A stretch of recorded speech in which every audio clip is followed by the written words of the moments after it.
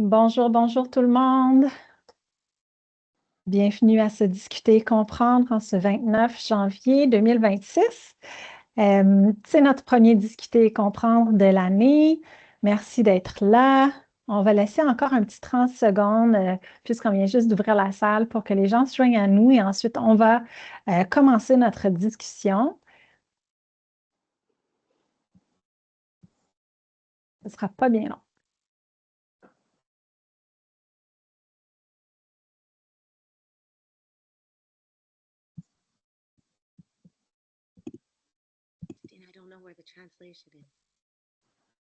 I will be putting it in the chat in a few moments. No problem. Donc, on va commencer. Bienvenue à toutes et à tous. Comme je le disais, c'est notre premier Discuter et comprendre pour l'année 2026 et c'est notre 21e Discuter et comprendre, si je ne me trompe pas, Christina. Exactly. Alors, bienvenue à toutes et à tous. On sait que c'est l'heure du dîner. Certaines personnes vont profiter de ce moment-là pour manger pendant qu'ils nous écoutent. Vous êtes les bienvenus avec ou sans caméra. On aime toujours voir votre non-verbal, mais si ce n'est pas possible, c'est tout à fait compréhensible. Ne vous mettez pas en danger pour ouvrir votre caméra. Donc, merci à tout le monde d'être ici aujourd'hui. Merci aux panélistes qu'on va vous présenter sous peu. Et merci aussi à l'équipe des EIA. Mon nom est Christine Morin. Je suis directrice adjointe Talent, Culture, Expérience employée au CIUS du Centre-Ouest de l'île de Montréal. Ça me fait plaisir d'animer les discuter et comprendre. Je voudrais aussi remercier nos 3 stagiaires, donc Clémence, Kofi, qui sont des stagiaires à la maîtrise à l'École de santé publique de l'Université de Montréal, et Maxence, qui est étudiant en communication humaine organisationnelle à l'UQAM. Donc, d'être ici et d'avoir contribué à la préparation de cet événement. Ce que nous allons discuter aujourd'hui, c'est le vieillissement inclusif et équitable, comme vous l'avez vu dans la promotion de l'événement. En préambule, je voudrais juste commencer par expliquer un peu comment est né le discuter et comprendre et pourquoi, quel est l'objectif des discuter et comprendre. Donc, les discuter et comprendre, c'est notre 21e, donc ça fait déjà plusieurs années que ça existe. Et un des objectifs pour nous, dans la création de milieux de travail et milieux de soins inclusifs et équitables, c'est de s'assurer qu'on tresse à la culture organisationnelle une réflexion autour de différentes perspectives. Et les discuter et comprendre servent donc à adresser des questions qui touchent de près ou de loin la diversité, l'équité, l'inclusion, l'appartenance en milieu de travail et en milieu de soins et services de santé. Donc, on a souhaité ces activités comme être des discussions parce qu'on les considère comme des activités de co-apprentissage. L'objectif pour nous, c'est donc que vous puissiez vous joindre comme participante ou participant à la conversation. On cherche à décomplexer une conversation sur les sujets du jour, aujourd'hui étant le vieillissement inclusif et équitable, et être à l'écoute de différentes perspectives. Donc, habituellement, nous avons 3 panélistes qui présentent des perspectives qui sont soit complémentaires, parfois divergentes. L'objectif, c'est de réfléchir ensemble et donc, on est peut-être moins dans une logique de prescription, mais définitivement, on vous présente sur différents sujets des meilleures pratiques, des avenues qui sont explorées sur le terrain. On parle d'angle mort, on va parler d'enjeux qui touchent ces sujets-là. Donc, c'est un peu ça, les conversations, les discuter, comprendre. On veut favoriser une réflexivité dans le contexte professionnel autour des enjeux d'inclusion et d'équité pour la diversité humaine. So you're welcome to this space. We will put in the chat some considerations for inclusive conversation. On va mettre dans le clavardage quelques considérations pour un échange inclusif. Et donc, on est très content et contente d'être avec vous. Aujourd'hui, on va commencer sans plus tarder. Je voulais dire à ceux et à celles là, qui cherchent la traduction qu'on a parfois des invités qui parlent davantage en anglais, davantage en français. On essaie de s'assurer que les gens sont confortables dans leur langue maternelle. Et donc, dans l'outil Teams, maintenant, vous avez la possibilité d'activer les sous-titres avec l'option de traduction en direct. Donc, vous pouvez regarder dans le clavardage, je crois que Christina, qui est la maître du clavardage aujourd'hui, je crois qu'elle pourra les mettre dans le clavardage pour les instructions. Concernant la langue. L'événement est enregistré également. On s'en sert comme ressource supplémentaire. On va aussi vous partager des ressources pendant l'événement dans le clavardage et après l'événement par courriel, puisqu'on fait un suivi courriel du sujet du jour. Donc, ce qu'on va faire dès maintenant, c'est qu'on va accueillir nos panélistes. Merci à vous trois d'être là. Thank you for the three of you to be here with us today. Je vais proposer un premier tour de table. We're going to do a little round table so to allow you to present yourself so we can engage in the conversation from your different perspectives. Alors, je lancerai peut-être la parole à Sandra. Bonjour Sandra. Est-ce que tu veux commencer et te présenter? Oui, pas de problème. Moi, je m'appelle Sandra Smil. Ma langue maternelle est l'anglais, mais je pense que je vais parler plutôt en français en général parce que je travaille en français en général. Mais je peux répondre aux questions en anglais. I can talk to you about it in English. I might say a few English words here and there.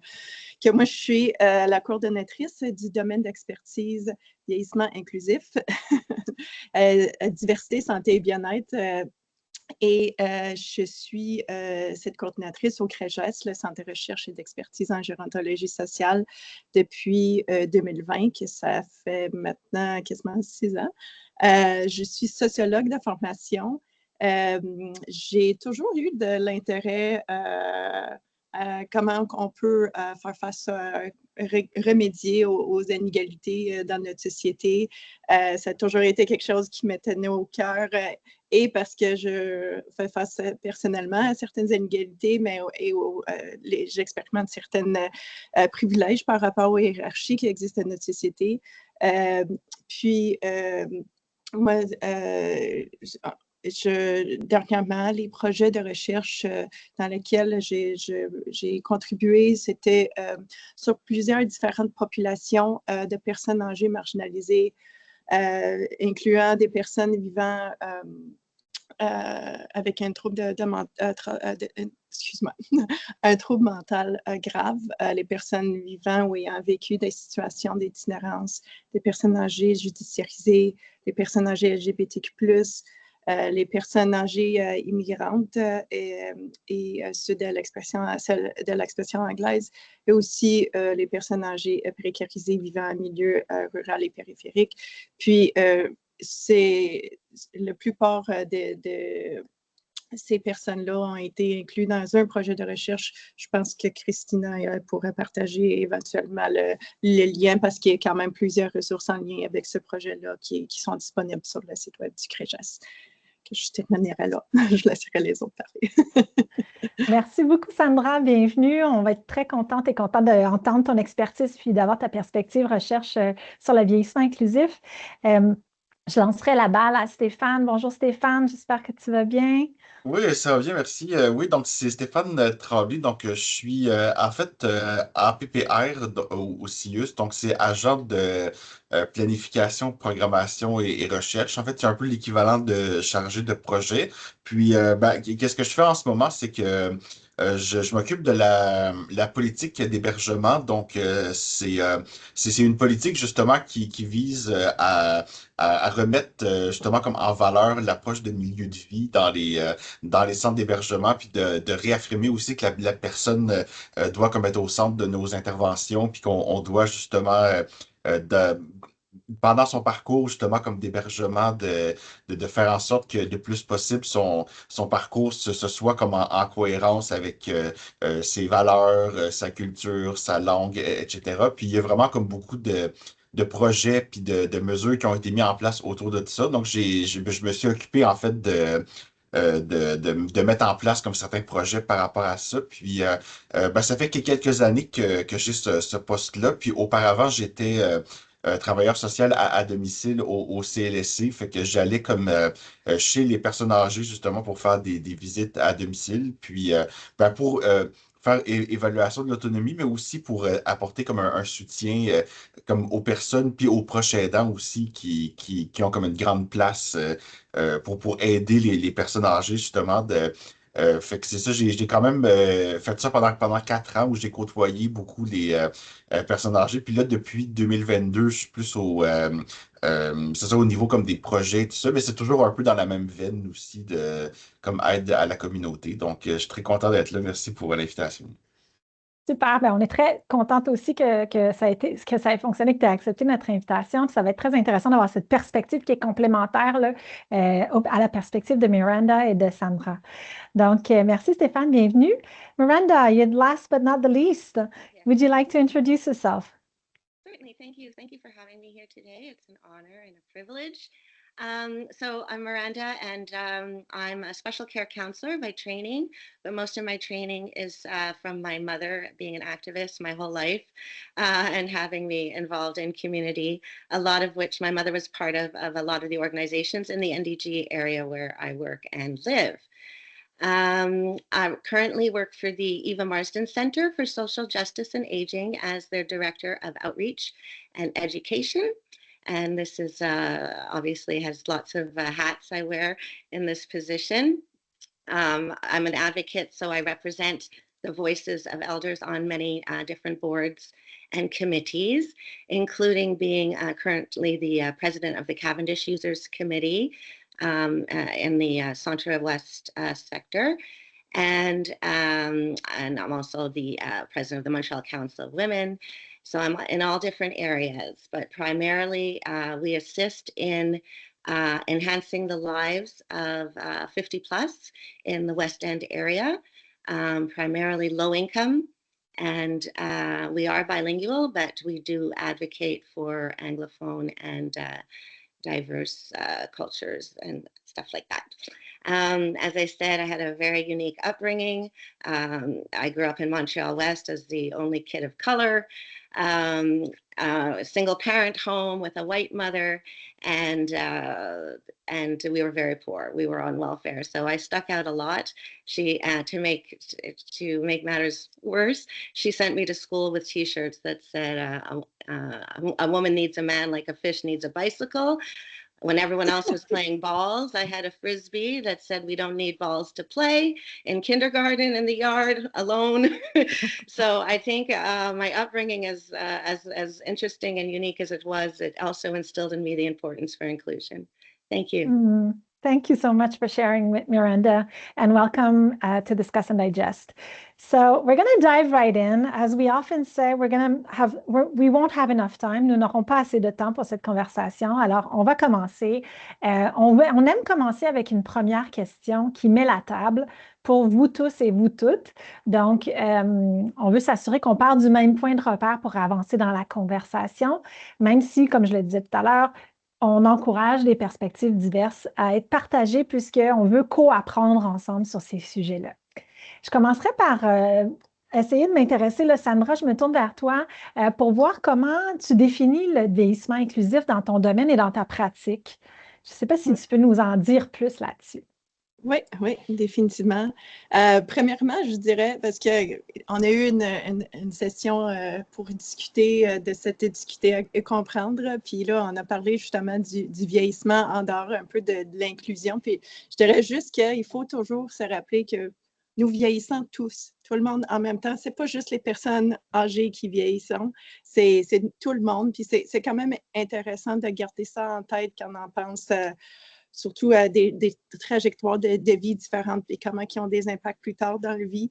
Mais c'est tout le monde qui sont en train de vieillir. Puis c'est pas nécessairement quelque chose que l'inclusion ne porte pas uniquement, les nécessités d'inclusion n'est pas nécessairement uniquement pour les personnes âgées, mais aujourd'hui, définitivement, on va parler de l'inclusion, le vieillissement inclusif.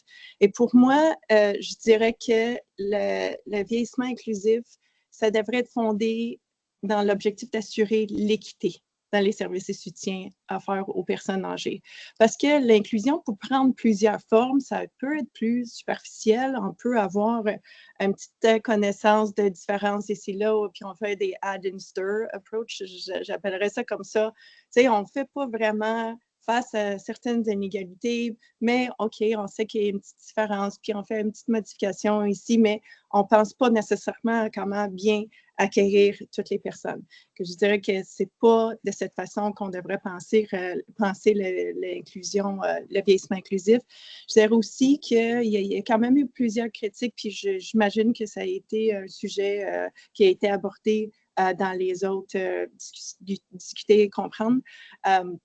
Des critiques de manière d'approcher la compétence culturelle comme quelque chose qu'on devrait développer pour maîtriser la différence. C'est pas ça l'inclusion, le vieillissement inclusif non plus, parce qu'on ne veut pas nécessairement tout savoir sur les différences. On ne peut pas tout savoir. Puis ça fait aussi qu'on ne repense pas nécessairement le lien entre ou les relations, les dynamiques entre les usagers, usagères et les prestataires de services. Il faut penser à comment co-construire le vieillissement inclusif ensemble, puis cette manière d'essayer d'apprendre tout sur les différences pour avoir une maîtrise sur les différences, c'est pas ça. Que pour moi, l'inclusion équitable des personnes âgées est basée sur la reconnaissance que les pratiques peuvent pas toujours être standardisées. Il faut de la flexibilité dans l'offre des services.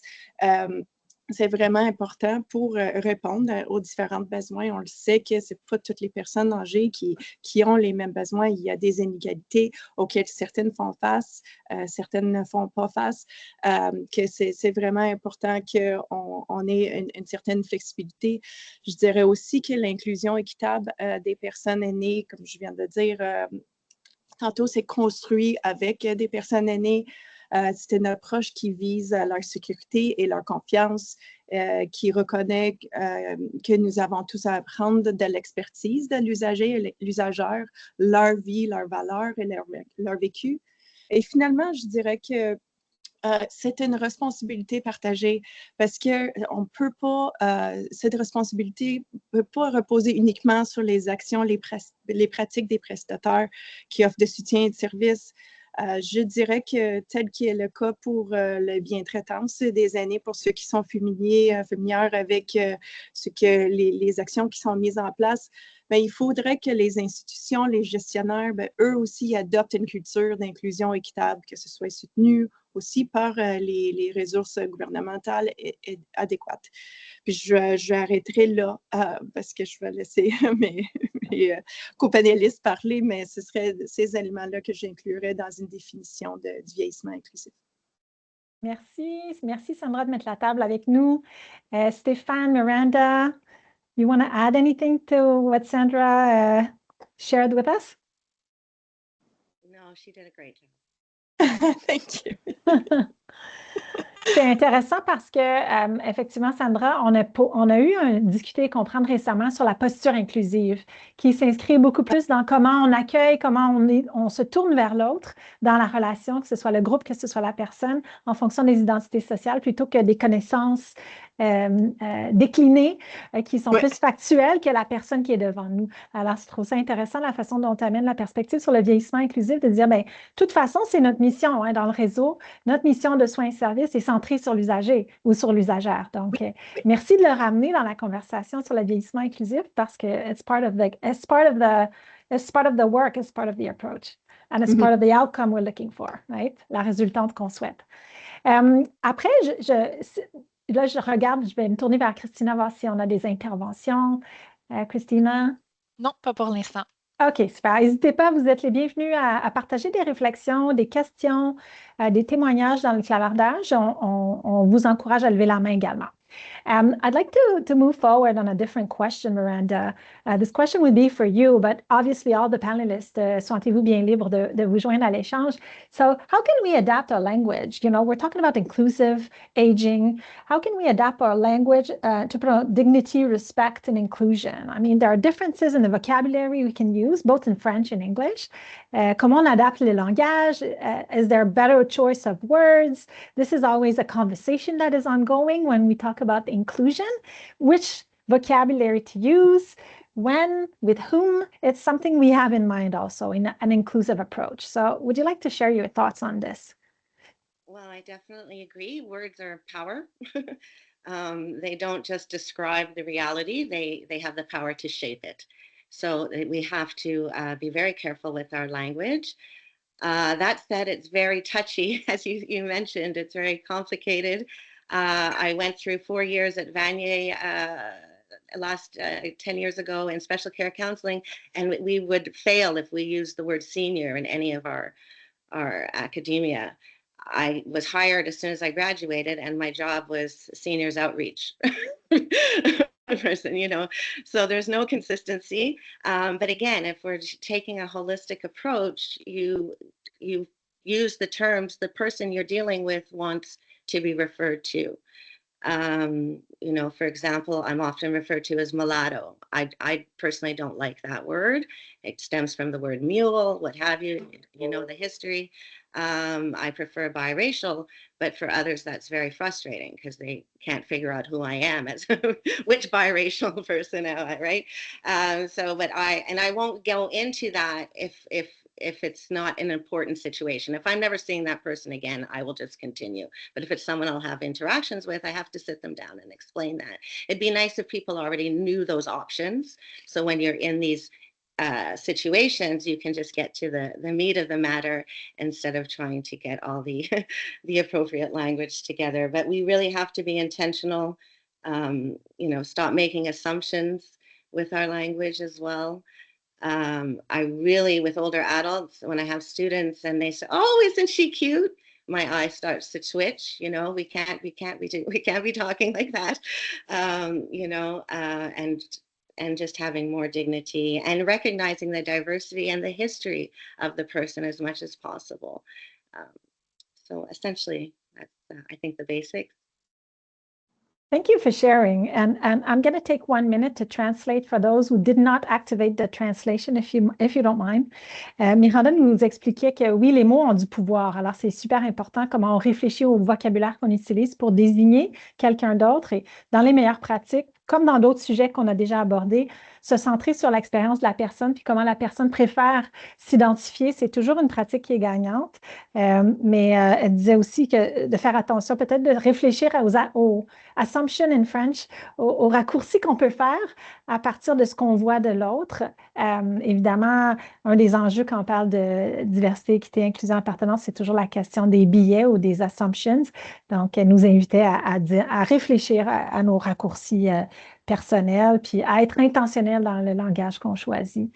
Je ne sais pas, Stéphane, si tu avais quelque chose à ajouter ou Sandra, parce qu'en français, les mots sont différents aussi. In English, we use senior. There's a couple of vocabulary that doesn't quite translate the same. So, comment on pourrait, en français, y a-t-il une réflexion, par exemple, au centre de recherche ou, Stéphane, sur le terrain, autour de ce choix de vocabulaire?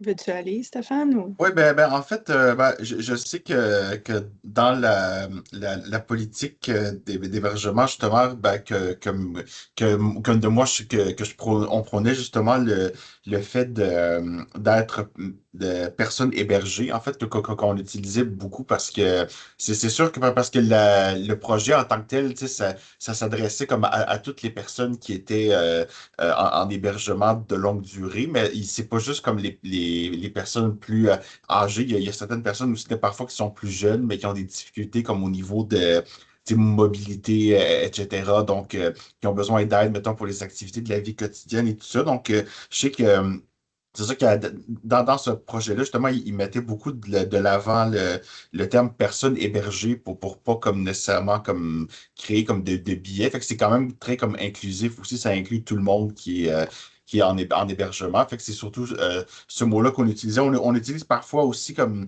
résident un peu, mais c'est surtout personne hébergée qu'on mettait le plus de l'avant. Avec le vocabulaire personne d'abord. Ouais. Could I just add one more thing? Sorry.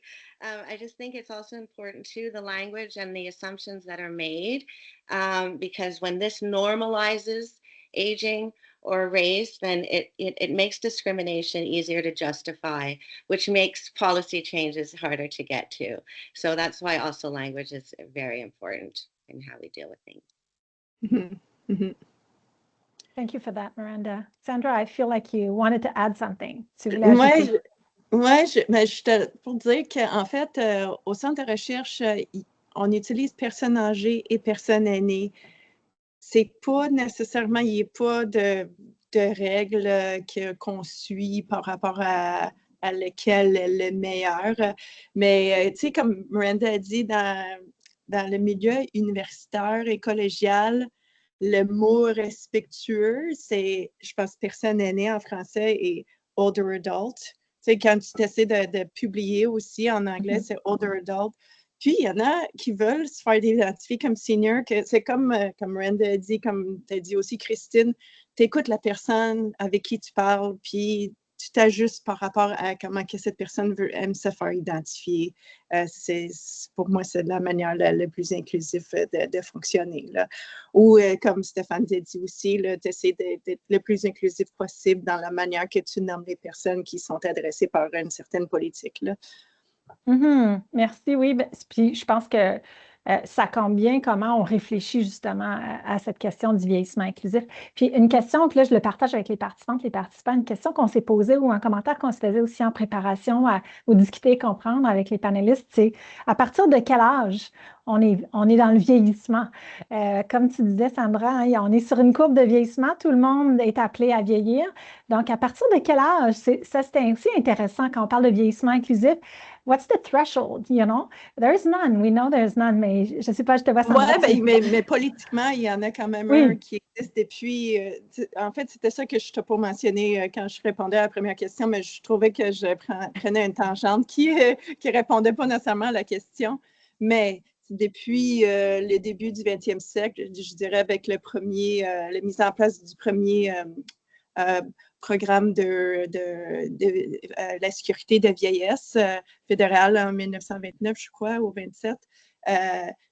On définit quand même le vieillissement par rapport au programme ou aux services qui sont offerts, en général, c'est 65 ans et plus, mais dans le cadre de nos projets de recherche, et Miranda, you mentioned it too, you're 50 plus, il y a certaines populations qui vivent un vieillissement précoce aussi qu'il faut prendre en compte. Puis, c'est ça, tout le monde vieillit en tout temps, que c'est quand même, on construit socialement le vieillissement, ce qui est à la base d'une approche de gérontologie sociale à la vieillissement. Là, on sait que c'est pas nécessairement « OK, tu as 65 ans, tu es une personne âgée », mais il y a des politiques et des programmes qui c'est à partir de cet âge-là. On voulait aussi adresser dans la conversation aujourd'hui la discrimination envers les personnes, des personnes aînées. Miranda touched on it lightly earlier. Regarding discrimination and ageism. Stéphane, j'avais envie de te poser la question, puis bien sûr, Miranda et Sandra, welcome to join. Quelle forme d'agisme explicite ou implicite, là, est-ce que tu vois le plus souvent dans les pratiques professionnelles ou institutionnelles ou dans ton travail, à la fois antécédent là, de travailleur social directement à domicile ou ton travail actuel d'APPR? Ben, je dirais en fait que dans le travail actuel que je fais, j'en ai vu quand même quelques-unes.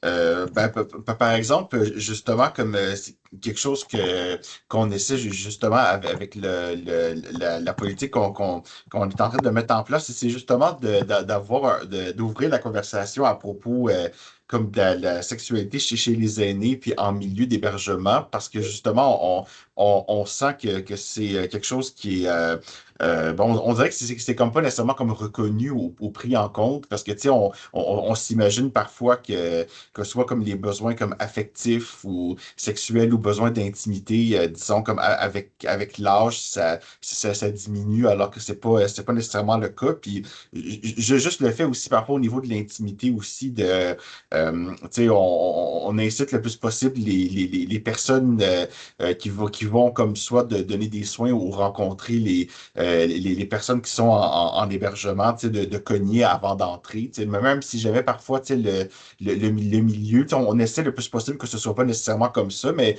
selon comme des anciennes constructions qui sont faites dans certains CHSLD, c'est comme des couloirs, mettons, avec des chambres. Des fois, les portes sont ouvertes et tout ça. Donc, malheureusement, un peu on a l'impression dans la façon physique que c'est fait, ça fait un peu comme milieu hospitalier, mais nous, on essaie de personnaliser ça le plus possible, mais des fois, c'est quelque chose auquel on pourrait moins penser, mais en milieu d'hébergement, on considère que les gens sont chez eux, justement, donc de cogner avant d'entrer, de s'annoncer, d'attendre que la personne nous dise oui avant d'entrer dans la chambre, puis tout ça, puis aussi comme de permettre aux gens de pouvoir comme amener comme des gens de l'extérieur, que ce soit comme conjoint, conjointe ou amis aussi. Donc, c'est sûr que de prendre en compte justement l'intimité puis besoins comme affectifs et sexuels, justement, on voit des fois que j'ai donné comme quelques formations déjà par rapport à ça, puis je vais en donner d'autres cette année pour essayer justement de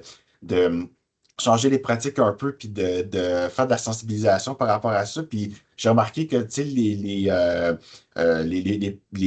PAB, mettons, infirmières, travailleurs sociaux, etc., tu sais, sont pas nécessairement comme hyper comme à l'aise avec ça ou sensibilisés à ça. Je sais que c'est quelque chose qui est en train de changer en ce moment, mais c'est sûr que c'est comme une forme que j'ai vue comme récemment, justement, dans ma pratique. Mais je pourrais aussi nommer par exemple, de faire attention que c'est pas nécessairement comme toutes les personnes qui souhaitent nécessairement comme la même chose ou manger comme à la même heure ou se lever comme à la même heure, etc. Donc, on essaie d'avoir de la flexibilité le plus possible, mais des fois, les horaires, comme historiquement en CHSLD, c'est fait beaucoup dans d'autres milieux. Des fois, c'est un certain horaire à respecter, mettons comme au niveau des repas ou heures de lever, etc. Donc, on essaie plus maintenant de prendre en considération comme les besoins individuels de chaque personne. Mais tu sais, il y a ça aussi, on dirait qu'on voit pas des fois que les gens sont quand même en mesure de prendre des décisions pour eux-mêmes, puis justement comme de faire les choses un peu comme à une heure qu'ils souhaitent davantage. Donc, je dirais que c'est les formes que j'ai vues le plus récemment. C'est sûr qu'il y en a d'autres, mais c'est vraiment comme les formes que j'ai vues comme récemment dans ma pratique. Donc, je sais pas si d'autres voudraient comme ajouter, mais c'est surtout celle-là sur laquelle comme j'ai beaucoup vu dans les dernières années en hébergement.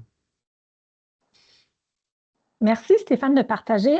Je vais juste faire un petit recap si ça ne dérange pas en anglais pour Miranda. I think she's having a hard time finding the translation. So Miranda, with Stéphane and maybe some other people in the audience, what Stéphane was touching on is, some types of ageism he's seeing lately in the past few years on the ground is maybe discomfort with everything having to do with sexuality, intimacy, relationships, affective needs, emotional needs chez les personnes aînées. And, he was touching on the idea also that not everyone has the same needs. So there is a tension point between what the institution can provide, not everyone having the same schedule, eating the same thing at the same time, et cetera, but there's a tension there between the centered on user mission and philosophy and the capacity sometimes to provide that in a long care setting where it's basically people's house. Alors, merci pour ça, Stéphane. J'espère que je l'ai rendu correctement. Tu me corriges si ce n'est pas le cas. Non, c'est bien. Oui, c'est bon. Je ne sais pas si Miranda or Sandra, you would like to add something on different types of ageism, how explicitly or implicitly it can show up in our everyday life. Well, I think you touched on it a little bit earlier, Miranda. I don't know if you want to continue on. I think you had a good example earlier about saying, oh, you're such a cutie kind of a thing. And I know you see these kinds of things. So I don't know if there's.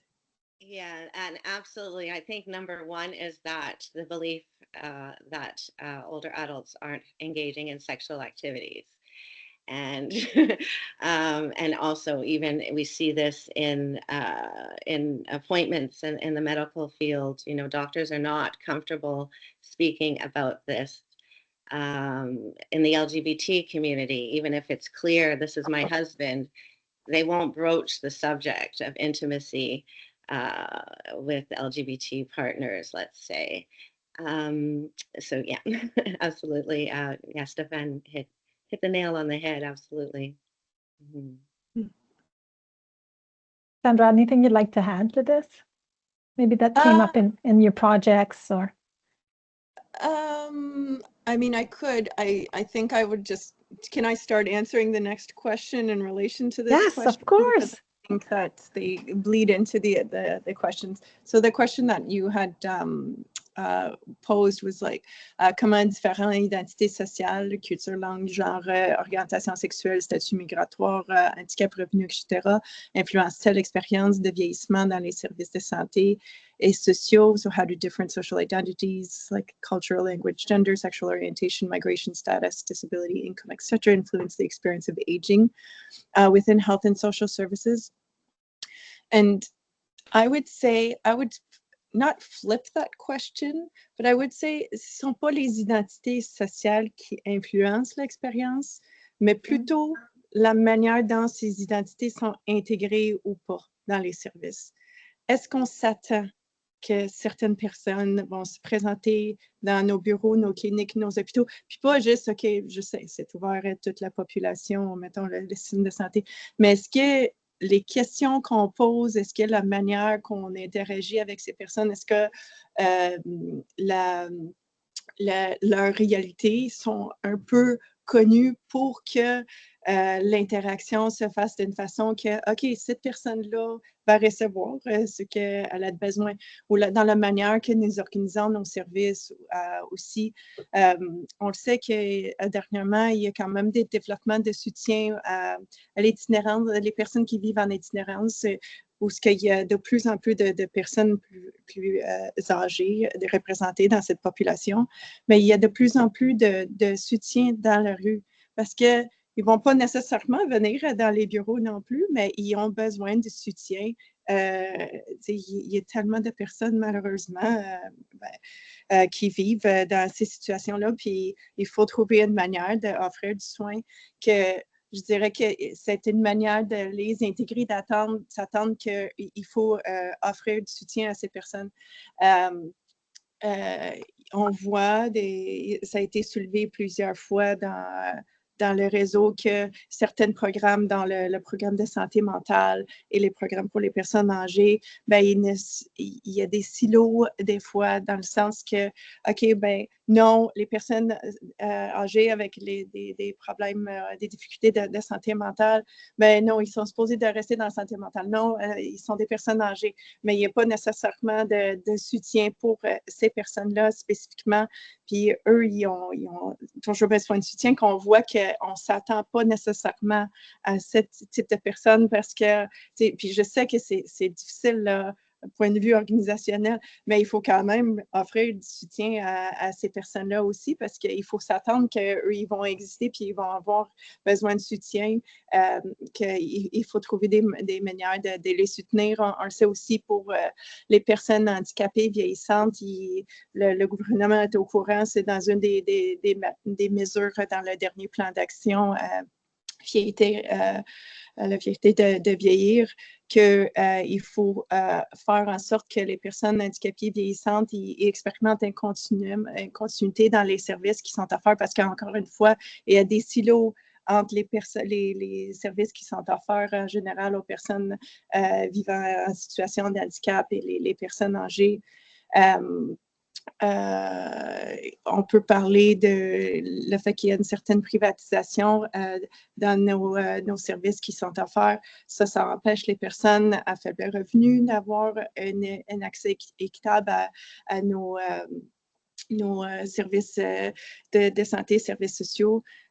Puis, je dirais un autre exemple de comment on ne s'attend pas nécessairement à certaines personnes dans les recherches qui ont été faites par nos membres sur les personnes âgées immigrantes. Il y a quand même plusieurs personnes âgées immigrantes, vu que ils ne sont pas nécessairement du Canada, qui n'ont pas accès, souvent ils n'ont pas vécu assez longtemps pour avoir accès à justement les pensions de sécurité de vieillesse ou d'autres formes de soutien qui sont offerts à des citoyens ici.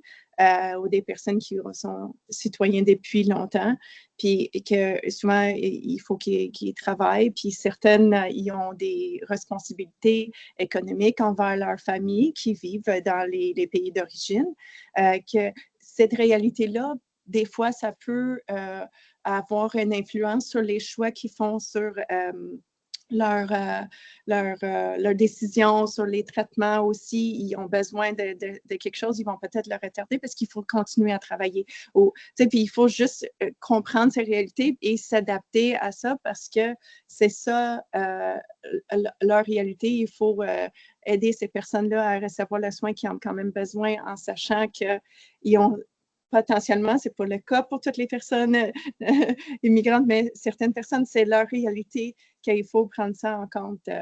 Puis je dirais que en général, nos recherches nous ont montré que surtout les personnes âgées marginalisées, ceux qui vivent des inégalités dans notre société, ben, eux, ils vivent, comme j'ai mentionné tantôt, un vieillissement plus précoce. Souvent, ils ont moins de confiance dans les services publics parce qu'ils ont vécu une certaine discrimination qu'ils peuvent éviter, qu'il faut faire encore plus d'efforts pour aller offrir du soutien. Puis, c'est ça, on a quand même beaucoup de travail à faire pour assurer une inclusion équitable, comme j'ai mentionné tantôt. Mais il y en a des, comme j'ai dit, pour ceux qui sont en situation d'itinérance, il y a des développements et aussi un dernier exemple de quelque chose de positif, parce que je sais que je suis quand même souvent dans le critique, mais le gouvernement provincial a quand même mis en place un plus de soutien au programme pour les ITMAV. C'est les interventions, j'oublie toujours qu'est-ce que ça veut dire. Je l'ai à quelque part, là, je l'avais mis.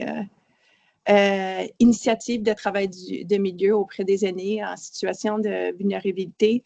Ils ont investi, et je veux dire, il y a plus de fonds disponibles. Puis ça, c'est vraiment un bon manière d'aller chercher des personnes qui ont besoin de soutien plus directement parce qu'il y a plusieurs personnes marginalisées, aînées marginalisées, qui ne vont pas nécessairement aller vers les services que c'est quand même quelque chose de positif qui est en train de se passer, qui démontre que oui, on s'ajuste au niveau de nos programmes pour offrir les services aux personnes aînées marginalisées. Merci, Sandra. J'ai pris plein de notes parce qu'il y a beaucoup de choses que tu as dit que je trouve super importantes. Maybe I'm gonna use this minute just to give high-level paraphrasing of what you shared with us. Mais ce que je retiens dans ce que tu as mis, c'est plein de choses. Il y a des enjeux intersectionnels. Oui. Quand on parle de personnes aînées issues de groupes marginalisés qui ne sont peut-être pas vues par le système dans la façon dont on conçoit nos programmes et services. So the intersectionality is a thing that is not always conceived in programs and services. So that's an angle mort, right? A blind spot, maybe, perhaps. It's always this question of who's not coming. How do we know who's not coming to our services? Comment on sait qui ne vient pas prendre nos soins et services? C'est toujours la question qui m'intéresse. Silo dans les trajectoires ou dans les offres en santé. Puis une chose que tu as dite aussi, puis I'm going to leave the space for the panelists, is the experience of discrimination that can occur in a system makes it difficult for people to go back. And so we need to work on this trust, right? The trust, and I think that's the pillar of the conversation on inclusion and equity for human diversity, right? We need to work on the trust, on the being centered on the user to really create this belonging to the health network. Comment on peut créer l'appartenance dans les institutions pour les communautés qui sont sur des territoires qui sont desservis par le CIUS, le CLSC, etc., etc. C'est vraiment le nerf de l'aventure, de dire comment on promet ou on propose, peut-être promettre c'est trop fort, là, j'essaie dans ma traduction, comment on propose une expérience usagée qui est inclusive et équitable pour permettre de bâtir la confiance qui fait en sorte que l'usagère ou l'usager se sent appartenir à son milieu de santé aussi, se sent le bienvenu, se sent considéré dans le soin, because there are issues of equity in terms of access, treatment, and outcomes. And these are different spaces, right? Alors, quand on parle d'enjeux d'équité pour les populations aînées qui ont des intersections avec d'autres identités sociales marginalisées or any other social identities, il y a cet enjeu d'équité à l'accès, d'équité dans le traitement, d'équité dans les retombées en santé. So, thank you for sharing with all of that with us, unpacking. Je ne sais pas si Miranda, you'd like to add something on these. That was amazing what Sandra said, and I would just add, obviously, intersectionality is so important. and I've run into issues with that as a worker in the system. But also one thing to remember is assuming that, well, as was mentioned, we're dealing with 50 to 105. Obviously not everyone's the same, and then everything, as Sandra had said, but it's also assuming that that people have family support, because we have one of the largest populations, aging populations, due to the political situation, do not have. I just entered that bracket. My daughter no longer lives here. 3 of my friends have moved away. I'm in that bracket already at 55. So that's a very important thing to remember, that they don't have anyone to rely on, which is why our nonprofits are very important entities as well. And also I think you might have said this, Sandra, I'm sorry, but mislabeling structural barriers as non-compliance. We know that adapted transport, we're lucky to have it, but oh my goodness, we wait 2 hours for it sometimes. That can be draining, and people will stop going out if that's their only option. So things like that is all I think I had to add. Mhm. Yeah. Sorry, could you repeat the second point that you made, Miranda? Sorry, now I'm running out of battery. Or timing. What was my second point? Us intersectionality. The mislabeling, I Assuming think. family support. Yes, assuming family Yes. support. Yes. Mm. Sorry, and the importance of the community sector. That's what I really wanted to pick up on. This is something that came up in the PAM project that we did, the Personnes Âgées Marginalisées project, just how crucial the community sector is for so many marginalized older adults, and how important it is to try to figure out, because that project was about coordination and governance, and that's what we were asking people about, but it ended up focusing a lot on the fact that there's so much turnover, unfortunately, on both ends in the community sector and the healthcare sector, that the coordination and learning from the expertise in the community sector, it's not happening very well, because it's just not supported well enough. Like, they really, really needed to be supported well to do their work. There's problems with competition between organizations trying to get the funding that is available, issues around core funding. So thank you for bringing that up. I just wanted to plug that in there too. That's part of the Net Politique for the PAM project that's was included in the chat. Merci, Sandra. Je vais me permettre de prendre une minute pour le paraphraser en français. Oui, Toujours pour les gens, je fais ça de façon imparfaite, alors corrige-moi si je me trompe. On disait, dans le fond, un des enjeux que Miranda soulevait, c'est la question de la place du communautaire dans le soin aux personnes âgées ou dans la délivrance de soins et services aux personnes aînées. Et donc, ce que Sandra soulignait, c'est que comme il y a là, je cherche le mot en français, un taux de roulement quand même important, à la fois dans les organismes communautaires, dans le réseau de la santé. Parfois, la coordination pérenne est difficile, et c'est ce manque de pérennisation dans une collaboration qui dure dans le temps, où l'un informe l'autre et on travaille des problématiques pour une population ensemble. Parfois, ça peut tomber, puis ça fait en sorte que pour l'accès, le traitement et les outcomes en santé, on se retrouve avec peut-être des disparités qu'on ne souhaite pas avoir. Puis il y avait un autre élément que tu mentionnais, c'était des fois la compétition dans l'accès à l'argent, dans le fond, à des subventions, qui vient aussi éroder les partenariats. Puis on pourrait travailler plus efficacement, parce qu'effectivement, le communautaire a une place de choix. Donc, thank you for bringing that up. Stéphane, est-ce que tu aurais le goût d'ajouter quelque chose? J'ai envie de t'entendre sur, dans le fond, les angles morts, ou si tu as envie de nous parler de comment différentes identités sociales intersectent dans ton quotidien, là, dans ton rôle de la PPR, ce que vous voyez en lien avec des guidelines, par exemple. En fait, c'est sûr que oui, je vois comme certains angles morts. Comme on disait, par exemple, le taux de roulement, par exemple, des employés, c'est sûr que oui, ça peut comme faire en sorte qu'on ait de la difficulté à compter un peu comme sur l'expérience de ceux qui sont là depuis longtemps. Parce que c'est sûr que moi, j'ai remarqué quand j'étais en CLSC, par exemple, c'est sûr que j'ai remarqué que au courant comme des 4 années que j'étais là, il y a eu beaucoup comme de changements comme au niveau du personnel. Fait que malheureusement, je l'ai comme comme vu moi aussi comme vraiment de l'intérieur. Puis aussi parce que une des choses qu'on avait identifiées justement pour parce qu'on voudrait justement faire en sorte que quand que les personnes justement qui sont en hébergement ont des préoccupations dont ils veulent parler, qu'ils puissent comme avoir comme des intervenants justement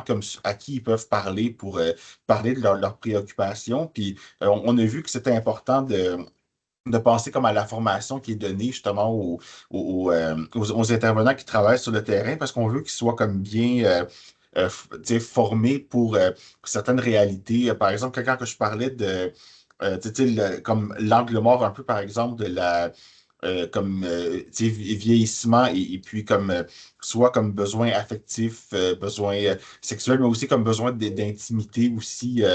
Mettons qu'il y a n'importe quelle difficulté qui est vécue par une personne, est-ce qu'il va y avoir comme un intervenant qui va pouvoir comme comprendre un peu cette réalité-là? Donc, c'est comme il y a des formations en fait que moi je vais donner puis que d'autres organismes donnent aussi pour essayer de sensibiliser les gens à ces réalités-là parce que c'est sûr que on voudrait que n'importe qui, disons n'importe quelle personne qui soit comme hébergée ou non, puisse avoir qu'il y ait quelqu'un à qui ils pourraient parler de leur réalité ou de leurs questions, leurs inquiétudes. Mais c'est ça, je pense que ça passe beaucoup par comme les formations qu'on peut donner sur les différentes réalités qui sont vécues par les personnes qui sont comme davantage âgées, justement pour que les gens sachent un peu c'est quoi les défis auxquels ils peuvent faire face, puis les réalités auxquelles ils font face aussi. Fait que, mais je pense que c'est ça que pour essayer de couvrir le plus comme d'angles morts possible, je pense que la formation, ce serait quand même une bonne solution. Puis aussi, ben, c'est sûr que un peu comme l'intersectionnalité, ça va jouer à ça aussi que certaines personnes ne peuvent pas nécessairement comme comprendre que il y a des fois des personnes qui non seulement qui ont comme un peu comme le vieillissement, mais qu'il y a d'autres aussi comme réalité qui les entourent. Des fois, on ne le voit pas nécessairement. Fait que, mais je pense que pour essayer de pallier à ça, ce serait les formations qui peuvent être données comme soit aux employés au travail ou aussi parce que je sais que l'approche milieu de vie, par exemple, c'est davantage aussi enseigné dans les universités, dans les cégeps aussi. Donc, c'est sûr que éventuellement, on va finir par réussir à faire un peu comme un changement de mentalité, mais avec le temps, je pense que ça va comme venir davantage aussi, là. C'est les principaux angles morts que je verrai, là, donc, en ce Beaucoup moment. de choses que tu nommes, Stéphane. Merci pour ça. Puis, effectivement, la société change, hein. Fait que juste le fait qu'on se pose certaines questions qu'on ne se posait pas il y a 20 ans about inclusive aging or about aging in general. I think that because of society's lens is changing, I think it's important to name the work that's been done already. Puis il reste du travail à faire. Et j'aime ça, l'idée dans le fond, ce que tu proposais, ou un des angles morts que tu nommais par rapport aux habiletés relationnelles, par exemple, de certains intervenants de premier plancher, si tu parlais davantage des PAB, par exemple, dans le contexte de la santé? Ou Oui, des mais ça ASSS pourrait à être. domicile? Ou... Oui, ça pourrait être aussi comme infirmiers, par exemple, travailleurs sociaux aussi, ergothérapeutes, physio, etc., qui sont comme beaucoup en contact avec, c'est ça, les personnes âgées. Donc, puis ben, c'est ça aussi, comme euh, j'ai vu aussi pendant que j'étais comme en CLSC, des fois, on avait comme des demandes de services à faire pour des personnes. Puis c'est sûr qu'il y a certaines personnes, des fois, qui étaient comme très isolées. Puis c'était comme parfois difficile d'avoir quelqu'un qui puisse comme les aider aussi quand il n'y avait pas comme de réseau. Donc, l'importance aussi, je pense, de prendre en considération qu'il y a certaines personnes qui sont comme isolées, malheureusement, puis qui n'ont pas nécessairement accès à beaucoup de ressources. Donc, je sais que des fois, c'était pas nécessairement toujours comme pris en compte. Fait que c'est important de garder ça en tête aussi. Mhm. Merci, Stéphane. J'aimerais, Sandra, I see you want to add something. Yeah, j'étais juste pour mentionner quelques formations qui ont été faites au CREJOS, justement, qui sont non obligatoires, mais qui sont disponibles sur l'ENA, c'est sur les personnes âgées LGBTQ+, et un en général pour les personnes aînées LGBTQ+, puis un autre qui est plus spécifique par rapport à les personnes aînées LGBTQ+, vivant avec la démence ou dans le contexte des soins palliatifs, soins de fin de vie, que ces formations-là sont disponibles sur l'ENA. Il y a d'autres formations qu'il faudrait qu'on développe. Je suis d'accord avec Stéphane, là, il faudrait apprendre plus sur les réalités qui ne sont pas les nôtres, mais comme Christine a dit, il y a quand même du travail qui a été fait, puis il faut le partager, puis apprendre de ces travaux-là. Il y a aussi plusieurs formations aussi, justement parce qu'il y a quelques questions qui ont été posées avant que le discuter et comprendre aujourd'hui, puis il y avait quelqu'un qui posait des questions par rapport aux ressources, justement pour les personnes aînées LGBTQ+. Puis, Stéphane, je te laisserai parler de la ressource auquel tu as participé. Là. Mais il y a aussi des formations qui ont été faites par la Fondation Émergence. Je pourrais mettre, je ne sais pas si j'ai le lien. En tout cas, je pense qu'on va les partager. Sandra, t'en fais pas. Après l'événement, on va l'envoyer par courriel à tout le monde. Super. Il nous reste 5 minutes. Donc, I'm mindful of time. We have 5 minutes left. I'd like to do a last tour de table. We didn't have any hands. Christina, I know we have some comments in the chat. Would you care to comment or to share with us before we move forward to the last roundtable? Est-ce que tu peux nous partager? For sure. There are a lot of comments qui reflétaient dans le fond vos commentaires, vos différentes perspectives concernant justement voyons ici, je vais trouver un des commentaires. On parle du roulement du personnel, que c'est une réalité, les situations socio-économiques qui viennent aussi influencer le traitement des services, l'accès. Puis on a des questions qui rentrent en ce moment concernant la formation ENA, Sandra. Donc, dès que tu as les ressources, je vais les partager, puis on va les partager avec tout le monde. Puis une validation de la formation est essentielle pour co-construire avec les intervenants sur le terrain. Donc, on a beaucoup de réflexion, de validation des propos. Donc, je pense que ça vient refléter pas mal les réalités qu'on vit dans les réseaux. Merci, Christina. Puis, avec notre 4 minutes, 4 minutes left, enfin, j'aurais le goût de vous entendre chacun et chacune des panélistes pour un petit mot de la fin. I don't know if Miranda, you can start perhaps. What levers, whether they're habits, practices, reflections, do you think are the most powerful in promoting inclusive aging? If you have one of the last words. I think it's quite simple, actually. I have residents from Henri Bredet Long-Term Care coming to my Aging Triumphantly group at the Monkland Center, and it's just changed the world, and it just happened so organically.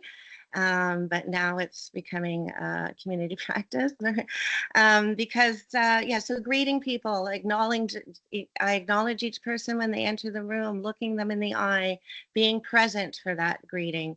If you don't know what they're coming from or what they've been through that day or that week.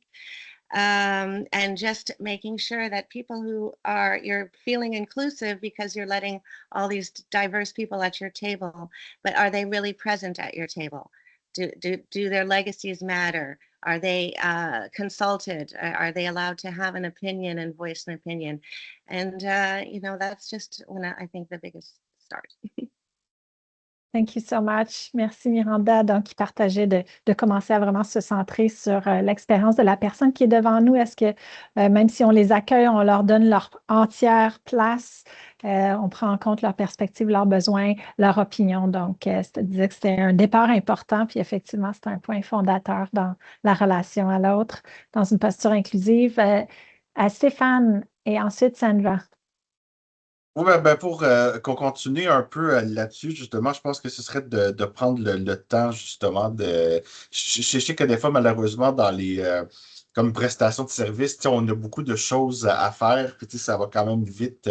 C'est sûr on subit comme certaines pressions inévitables, c'est sûr, mais de peut-être essayer le plus possible de prendre le temps justement comme de voir un peu comme la personne qui est devant nous, puis comme c'est quoi vraiment que la personne souhaite, pas nécessairement comme de prendre pour acquis qu'est-ce que la personne souhaite, mais comme vraiment de valider avec la personne. Puis aussi, je pense, comme les formations qui sont données, je pense que ça peut vraiment comme être une force qu'on peut justement comme transmettre de l'information, justement. Puis ça va finir éventuellement par changer les pratiques. Je suis pas mal convaincu. Merci Stéphane, merci infiniment. Sandra, le mot de la fin. Oui, mais je pense que Miranda et Stéphane ont quand même pas mal dit tout ce qu'il y avait à dire. Je dirais aussi, il faut être orienté vers le développement de la confiance, avoir assez de temps pour passer avec les personnes. Je sais que c'est un enjeu dans le réseau, mais on ne peut pas faire on peut pas offrir des soins et des services inclusifs aux personnes âgées ou d'autres populations si on ne prend pas le temps pour offrir la possibilité de bâtir une certaine relation de confiance. Que je finirai avec ça. Je n'ai pas d'autres choses à offrir. Je voulais juste mentionner, il y avait quelqu'un qui avait posé une question par rapport aux solutions numériques. J'avais pris ça en note, puis j'ai certaines ressources que je vais proposer à Christine et Christina qui pourraient être partagées par la suite. Merci. Merci Sandra, Miranda, Stéphane. Thank you so much for being our panelists today. Merci infiniment d'avoir été nos panélistes. Merci à tout le monde qui était présent et présent, qui avait des questions, des commentaires ou qui était à l'écoute. On est très appréciatifs et appréciatives. C'est des lieux qu'on veut d'échange. On a vu une main levée. Il y a des gens qui doivent quitter pour une rencontre. Nous, on ne pourra pas rester très longtemps, mais on est ouverte et ouvert si il y a des questions dans le chat. Je vois aussi Sophonie, peut-être une petite main levée pour ceux et celles qui peuvent rester. Oh. Et non, je voulais juste faire une petite réaction pour dire merci et puis je me suis levé la main, excusez-moi. On va prendre votre remerciement. Merci aux panélistes. Thank you so much. Merci beaucoup, Sophonie. Thank you so much. Merci. Merci, bonne journée. Hein? Bonne journée. Until May. Oh, do we get off now? You can say.